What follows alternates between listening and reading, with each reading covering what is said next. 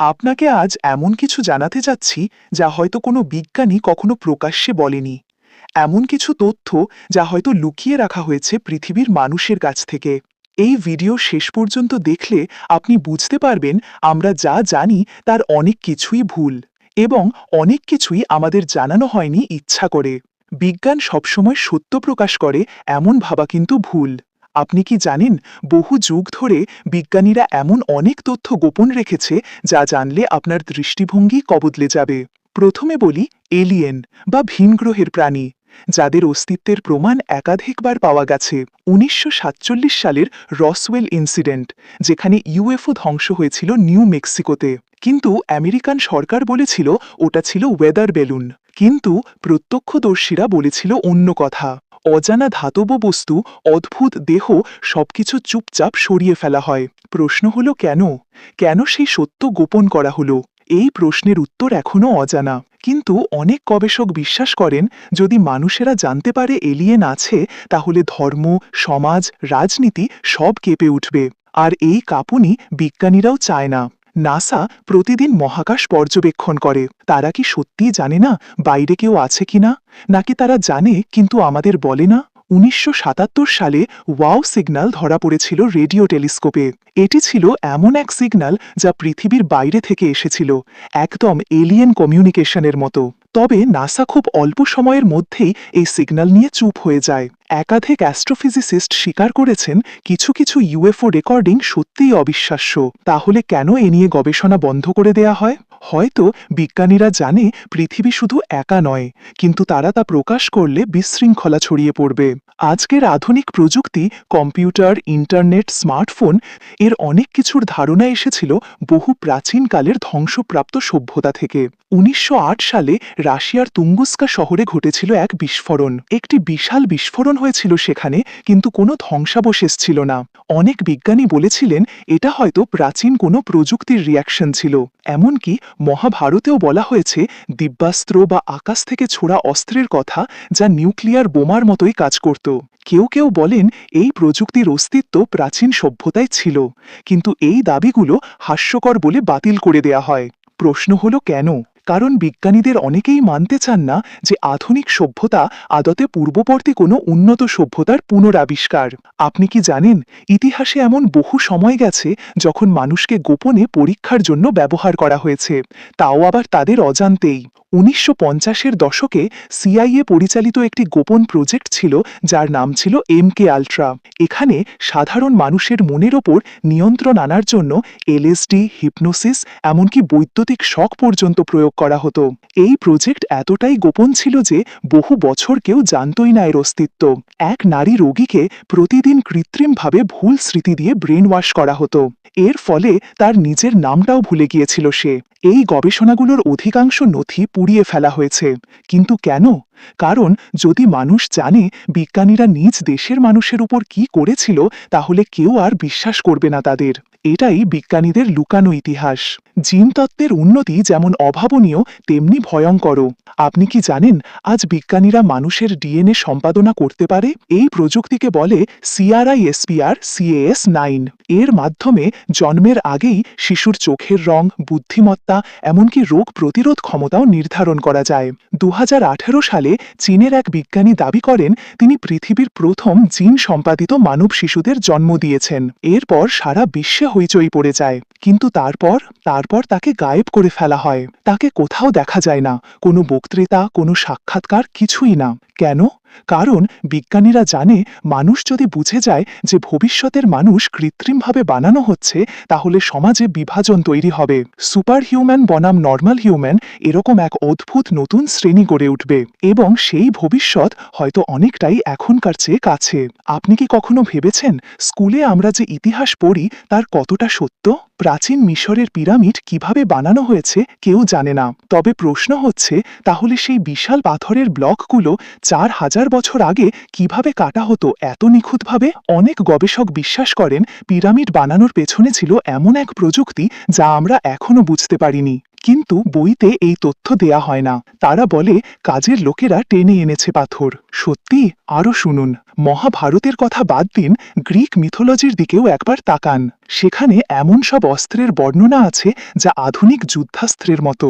থরের হাতুড়ি, ইন্দ্রের বজ্র বা হেমার অস্ত্রেও সব যেন এক একটা পারমাণবিক বোমা। তাহলে প্রশ্ন, ইতিহাস কি ভুল লেখা হয়েছে, নাকি আমাদের এমনভাবে শেখানো হয়েছে যেন আমরা প্রশ্ন না করি? কানাডার হাসান ভ্যাটা এলাকায় মহাকর্ষ কম, একথা স্বীকার করেছে বিজ্ঞানীরাও। কিন্তু তারা বলে এটা মাস ডেফিসিটের কারণে। তবে গবেষকরা বলছেন হয়তো প্রাচীনকালের কিছু প্রযুক্তি সেখানে এখনও চাপা পড়ে আছে, যা আজও প্রভাব ফেলে যাচ্ছে। এছাড়া আছে অ্যান্টিগ্র্যাভিটি ইঞ্জিন, যা নিয়ে বহু বছর ধরে গবেষণা করে আসছে আমেরিকান প্রতিরক্ষা বিভাগ। বব লেজার নামের একজন বিজ্ঞানী দাবি করেন তিনি এমন এক ইউএফও এর ওপর কাজ করেছেন যেটি পৃথিবীর গ্র্যাভিটিকে বাঁকিয়ে দেয় আর এভাবেই ওড়ে। তাকে প্রথমে পাগল বলা হয়েছিল, কিন্তু আজ বহু বছর পর তার বলা অনেক তথ্যই সত্যি প্রমাণিত হয়েছে। তবে মূল প্রশ্ন থেকে যায়, কেন এই প্রযুক্তিগুলো আমাদের জানানো হচ্ছে না? কারণ যদি জানা যায় জ্বালানিবিহীন যান বানানো সম্ভব, তাহলে তেল ব্যবসা, যুদ্ধ, অস্ত্র সবই ধ্বংস হয়ে যাবে। বিজ্ঞানীরা নয়, তাদের পেছনের নির্দেশদাতারাই চায় না এই সত্য বাইরে আসুক। আপনি কি জানেন পৃথিবীর নিচে রয়েছে শত শত গোপন শহর? তুরস্কের ডেরিনকুয়ো আন্ডারগ্রাউন্ড সিটি, যা একসাথে 20,000 মানুষকে বাস করাতে পারত। এতে ছিল স্কুল, বাজার, গির্জা, পানির ব্যবস্থা, সবই মাটির নিচে। কিন্তু প্রশ্ন হলো, ভূমিতে এত বড় জিনিস বানানোর দরকার পড়ল কেন? তারা কি কারো থেকে লুকাতে চাইছিল? এখন ভাবুন, হয়তো সেই সময় মাটির ওপর বাস করাটা ছিল বিপজ্জনক। হয়তো তখন পৃথিবীতে এমন কিছু ছিল যেটা আজ আর নেই বা গোপন রাখা হয়েছে। আর শুধু তুরস্কেই না, মিশর, ভারত, তিব্বত সবখানেই এমন গুহানগর পাওয়া গেছে। কিন্তু স্কুলে, টিভিতে বা বড় কোনো বিজ্ঞান সাময়িকীতে এসব নিয়ে কথা বলা হয় না কেন? কারণ ভূতত্ত্বের এই সত্যগুলো জানলে ইতিহাস পুরোটাই বদলে যাবে, আর সেটাই বিজ্ঞানীরা চায় না। আমরা যেটাকে বিজ্ঞান ভাবি সেটা অনেক সময় রাজনীতির হাতের পুতুল। বহু বড় বড় আবিষ্কার শুধু এই জন্য থামিয়ে দেওয়া হয়েছে যে সেটা বাণিজ্যের পক্ষে ক্ষতিকর। নিকোলা টেসলা পৃথিবীর অন্যতম মেধাবী বিজ্ঞানী, যিনি বিনামূল্যে বিদ্যুৎ দিতে চেয়েছিলেন পৃথিবীকে। তিনি বলেছিলেন পৃথিবী থেকেই তরঙ্গের মাধ্যমে বিদ্যুৎ ছড়ানো সম্ভব, এমনকি প্রমাণও দিয়েছিলেন। কিন্তু কি হলো? তার স্পন্সর জেপি মর্গান টাকা বন্ধ করে দিলেন। বললেন, যদি মানুষ ফ্রিতে বিদ্যুৎ পায় তাহলে আমি টাকা কোথা থেকে পাবো? এরপর টেসলা হারিয়ে যান, তার গবেষণাগুলো নিখোঁজ হয়ে যায়। আজও সেই গবেষণা লুকিয়ে রাখা হয়েছে কোথাও, হয়তো এমন কোনো ভল্টে যার চাবি শুধু কিছু বিশেষ মানুষের কাছে। এটাই বাস্তবতা, এটাই বিজ্ঞানীদের লুকানো দিক। 1969 সালে নীল আর্মস্ট্রং চাঁদের মাটিতে পা রেখেছিলেন, আমরা তাই জানি। তবে আপনি কি জানেন এই মিশন নিয়ে হাজার হাজার প্রশ্ন তোলা হয়েছে? ক্যামেরার কোয়ালিটি, ছায়ার দিক, পেছনের তারাশূন্য আকাশ, এগুলো সব সন্দেহ তৈরি করেছে। অনেকে বলেন এই পুরো চাঁদের ল্যান্ডিং ছিল হিউস্টনের একটা সেটে রেকর্ড করা ভিডিও। নাসা এই দাবি উড়িয়ে দিয়েছে, কিন্তু তারা আজ পর্যন্ত চাঁদে আর কোনো মানুষ পাঠালো না কেন? অথচ প্রযুক্তি অনেক উন্নত হয়েছে। আজকে তো এআই আছে, রোবট আছে, অথচ 50 বছর আগে পাঠানো মিশনের মতো কিছু আর ঘটছে না। অনেক গবেষক বলেন নাসা হয়তো কিছু দেখে ফেলেছিল চাঁদের ওপারে, যা জানানো হয়নি পৃথিবীবাসীকে। তাদেরকে হয়তো সতর্ক করে দেয়া হয়েছিল যেন আর না আসে। মহাকাশ গবেষণা সবসময় শান্তিপূর্ণ উদ্দেশ্যে হয়নি। প্রজেক্ট 1119 নামক একটি প্রজেক্ট ছিল, যেখানে আমেরিকা চাঁদের ওপর পারমাণবিক বোমা ফেলার পরিকল্পনা করেছিল। তাদের উদ্দেশ্য ছিল দেখানো যে তারা রাশিয়ার চেয়ে শক্তিশালী। বিজ্ঞানীদের দিয়ে চাঁদে বোমা মারার হিসাব করানো হয়েছিল, তবেই প্রজেক্ট গোপন রেখে বাতিল করে দেয়া হয়, কারণ পৃথিবী জুড়ে প্রতিক্রিয়া হতে পারত ভয়াবহ। আরও শুনুন, স্টারফিশ প্রাইম, যেখানে আমেরিকা মহাকাশে পারমাণবিক বোমার বিস্ফোরণ ঘটায় 1962 সালে। এই বিস্ফোরণে বহু স্যাটেলাইট নষ্ট হয়ে গিয়েছিল। তাহলে প্রশ্ন, তারা কি শুধু গবেষণা করছিল, নাকি মহাকাশ দখলের লড়াই চলছিল? বিজ্ঞানীরা এইসব মিশনে কাজ করলেও তারা আমাদের জানাতে পারেনি, কারণ তাদের জবানবন্দি ক্লাসিফাইড করে রাখা হয়েছে। আজকের বিজ্ঞানে শুধু শরীর না, মনের ওপরও নিয়ন্ত্রণ সম্ভব। আপনি হয়তো জেনে অবাক হবেন যে ব্রেন ওয়েভ ম্যানিপুলেশন এখন বাস্তব। যুক্তরাষ্ট্রে এমন প্রযুক্তি তৈরি হয়েছে যা দিয়ে মানুষের চিন্তা পড়া সম্ভব, ইইজি ও নিউরাল সেন্সরের মাধ্যমে। এমনকি কিছু ডিভাইস শুধু তরঙ্গ পাঠিয়ে মানুষের মেজাজও বদলে দিতে পারে। ডিএআরপি এর অধীনে গবেষণা চলছে এমন প্রযুক্তির ওপর যা মানুষের আগ্রহ পরিবর্তন করে দিতে পারে।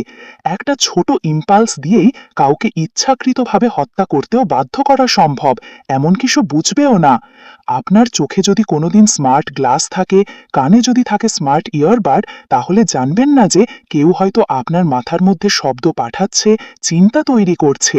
এই ধরনের প্রযুক্তি সাধারণ মানুষের মধ্যে চালু হলে কি হবে? গণমানুষকে নিয়ন্ত্রণ করা যাবে বিনা অস্ত্রেই। তাই বিজ্ঞানীরা হয়তো এসব গবেষণা করলেও আমাদের জানায় না, কারণ যদি জানেন তাহলে আপনি প্রশ্ন করতে শুরু করবেন, আর যারা প্রশ্ন করে তারা সমাজে অবাঞ্ছিত। ভিডিওটি ভালো লাগলে চ্যানেলটি অবশ্যই সাবস্ক্রাইব করুন। ধন্যবাদ।